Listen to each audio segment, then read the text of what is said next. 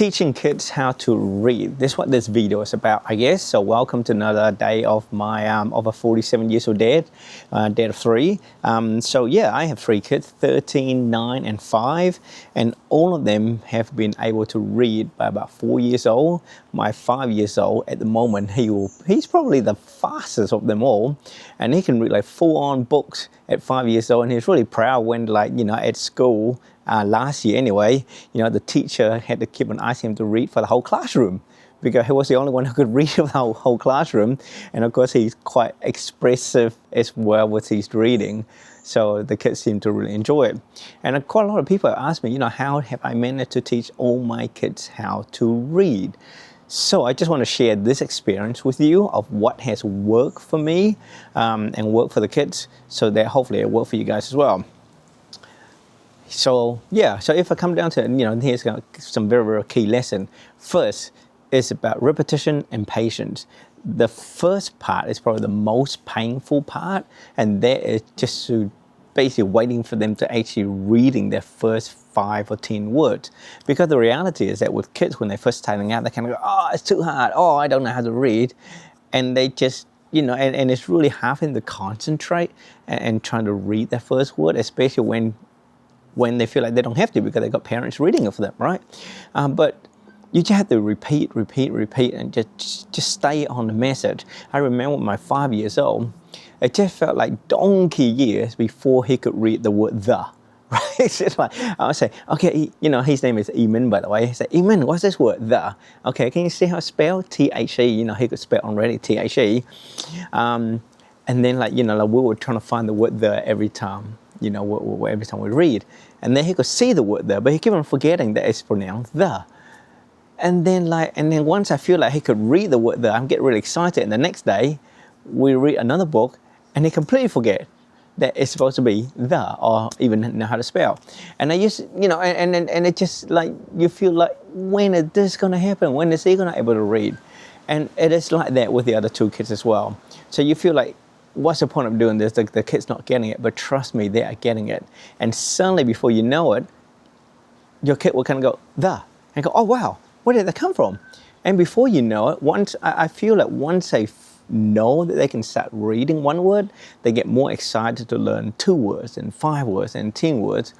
And as long as you keep on reading with them, and not just reading, but talking, and talking is really important as well, suddenly before you know it, they start reading all these words that you never even taught them, but somehow they could read it. So that's the amazing part, okay? So please be patient and be consistent, and just don't give up. Every little efforts count.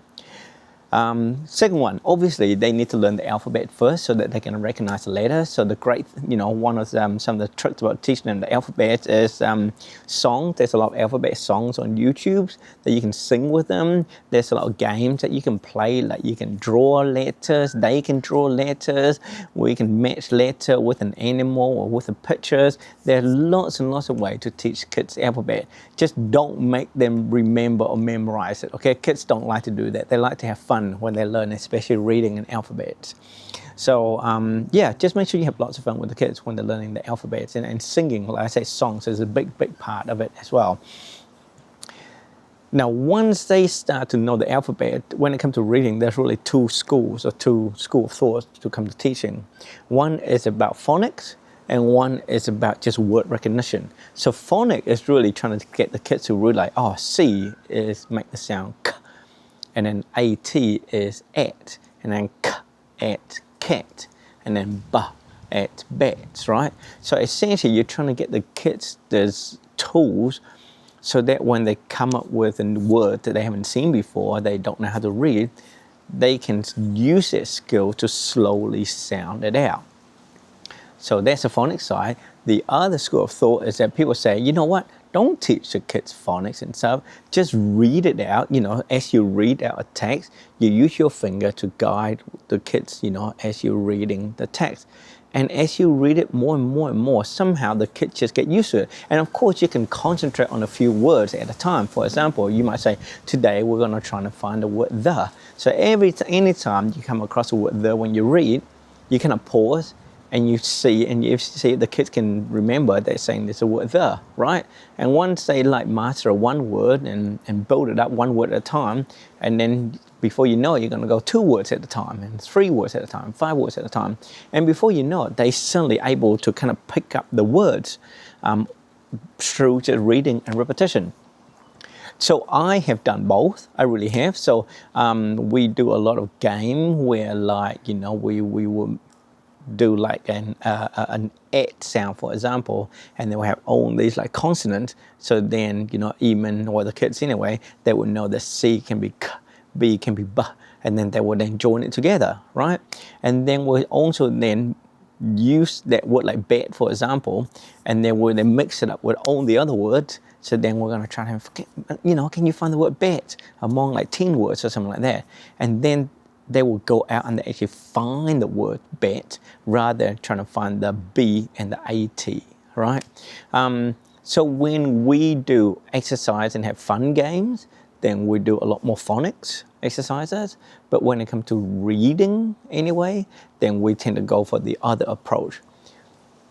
And once the kids start to able to pick up more words and you could feel that they're more confident, then that's when their ability to use phonics become really important. Because, you know, as for example with Eamon, as they become better and better at reading, I would try to give him more, I would try to encourage him more to read by himself.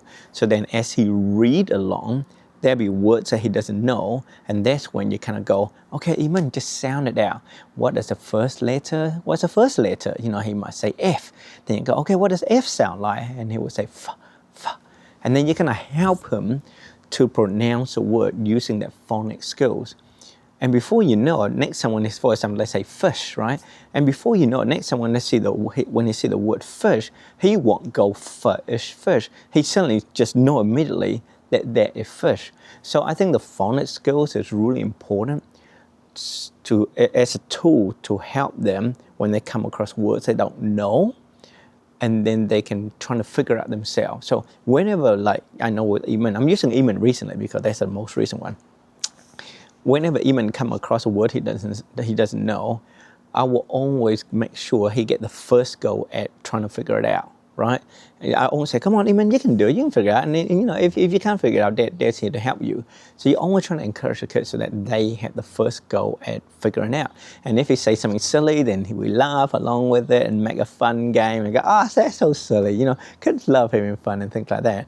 But it's so important to encourage them to figure it themselves rather than we helping them. You know, even if they text really long, and even if it's a really, really big words, you know, you just be patient. But you have to encourage the kids to do it on their own, right? So that I found that's really helpful. And just lots and lots and lots of reading all the time. And like I said, just lots and lots of fun. Find silly books, simple books, hard books. Certainly that once I felt like he could start reading words by himself, I would then go out then, we'll find really simple words. Simple books, you know, books that, you know, only have like 1 or 2 words on a page. And so that like really simple words that he can then try to read by himself. And just then slowly build it up. So I used to go to the library lots and lots and lots, you know, and just borrow simple books and just slowly go up from there, right? So, and then constantly, you know, every time we read, you know, I would try to encourage him to read one book by himself and one of a harder book where I would read with him. Now, in terms of reading books with your kids and encouraging your kids to read, especially once they start to able to read, one of the coolest, the great trick that I found is this. You kind of go, okay, you know, your kid's name, Eamon, okay, we're going to read this book. You're going to choose left or right. So he get to choose either left or right. If he chooses left, that means he would read on the left pages. And then, of course, I would then choose on the right pages. Trust me, even that simple things just make the reading so much more fun for the kids. And I know all my kids, they used to love it, you know, whenever, you know, once they understood or once they know about the left and right, every time we sit down, we open the book, you know, like the kids would get really excited, go, what side am I going to choose today, left or right? And then, you know, they will always think, hard or little, but it's only fun for them to actually make that decision. And of course, some books, like, it could be like 9 in a row where it's like left only, and then the right could be just pictures only, so then I don't have to read and then we can laugh about it. Or the other way, where like I have to read all the time, because certainly on the left side are all pictures or very, very little words, right? But even that alone just make that reading really fun for the kids. And then what else has really helped him in? So, but I do think that first initial stage, that is probably the hardest, and that I think when a lot of people will give up too early, because they kind of go, I have been trying for 3-4 months and the kid's not doing anything. Like I don't understand. Like what am I doing wrong? I know that with Eamon, so at the beginning of last year, so he was 4 3/4 at the beginning of last year. He knew the alphabet quite early at about like 2.5 years old. And the sound that he could make, like he there's the sound like C is K and B is B. But I guess being a boy, like his attention span is about this long, right? And it was just really hard to get him to sit down to concentrate and read books. And I would buy like flashcards and fun alphabet thing to help him to read. And for the longest of time, since he was 4, like it was just getting anywhere, but I would still keep on helping him. And then suddenly at about like January last year, he suddenly started able to pick out he started able to read individual words and doing the phonics, right?